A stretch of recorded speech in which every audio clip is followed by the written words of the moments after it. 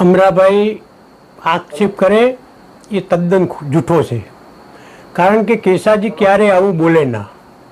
અને જો કેસાજી આવું ક્યાંય બોલ્યા હોય તો ચાહે વિડીયો હોય, ચાહે રેકોર્ડિંગ હોય, જાહેર સભાની અંદર આવું જો અમરાભાઈને બોલ્યા હોય તો કંઈક તો પુરાવો હોય ને. અને અમરાભાઈ તો આંદોલનકારી છે, એ કોઈ ખેડૂત આગેવાન છે નહીં. અમે પણ ખેડૂતો છીએ. દિયોદર તાલુકામાં લગભગ 1 લાખ ઉપર ખેડૂતો હશે. અમરાભાઈ આંદોલનકારી છે, એની હંગાથી દિયોદરમાંથી કોઈ પણ ખેડૂત જોડાયો નથી. આ જે 25-50 માણસો જોડાયા છે એ આપ અને કોંગ્રેસ પીડિત લોકો જ છે, એમાં કોઈ ખેડૂત છે જ નહીં. ખેડૂતોને બધાને ખબર છે કે અમરાભાઈને તો ગમે ત્યાં આ બધા દફોડા કરવાનો, આંદોલનો કરવા, એના સિવાય બીજો કોઈ ધંધો નથી.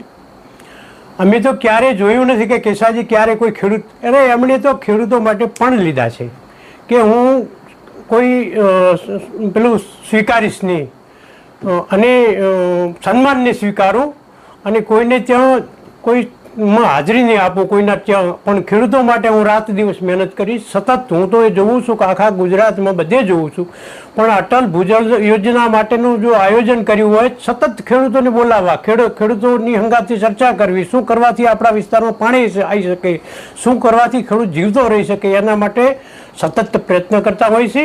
એટલે કેસાજી ઉપર જે અમરાભાઈ આક્ષેપ કરી રહ્યા છે ને કે મને કીધું કે તમે થાય એ કરી લેજો, એ તદ્દન ખોટી વાત છે. આજે જેધડાની અંદર શંકરભાઈ સાહેબે અને પરબતભાઈ સાહેબે અને કેસાજીએ ત્રણેય એમના મનની વાત કરી છે. એના ઉપરથી સાબિત થાય છે કે કોઈ ખેડૂત દિયોદર તાલુકામાંથી જોડાયો નથી.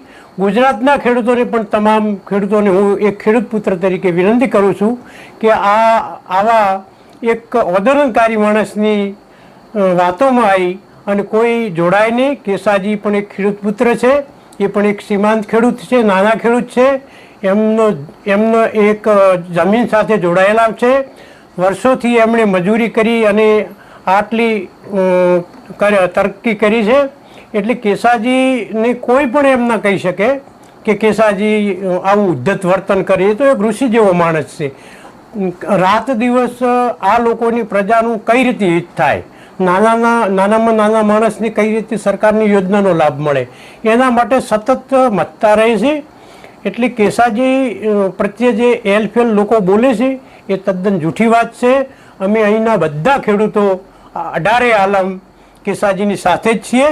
એટલે તો દિયોદર વિસ્તારમાંથી 50 માણસોથી વધારે માણસો અમરાભાઈની સાથે જોડાયા નથી. એટલે હું એક ખેડૂત પુત્ર તરીકે તમને પણ વિનંતી કરું છું કે આખા ગુજરાતના ખેડૂતોને હું વિનંતી કરું છું, આપ પણ મેસેજ મોકલાવો કે કેસાજી એકદમ સિદ્ધાંતવાદી અને એકદમ સરળ સ્વભાવના, અને એમની ક્યારેય ઘમંડ કે કોઈ એવું તો આપણે જોયું જ નથી. એનો દાખલો આજે વિધાનસભાના અધ્યક્ષ શંકરભાઈ ચૌધરી સાહેબે પણ એમના પ્રવચનમાં કીધું છે, અને આપણા સંસદ પરબતભાઈ પટેલ સાહેબે પણ કીધું છે. અને નકે જો અમરાભાઈને કોઈ આ બે કુંવોનો ઝઘડો હોત ચૌધરી ઠાકોરનો, તો અહીંથી 50,000 ચૌધરીઓ નીકળી પડ્યા હોત અને આખા ગાંધીનગર સુધી કૂચ કરી હોય. એવું કંઈ છે જ નહીં. આ તો એક વ્યક્તિગત બે લોકોનો ઝઘડો છે.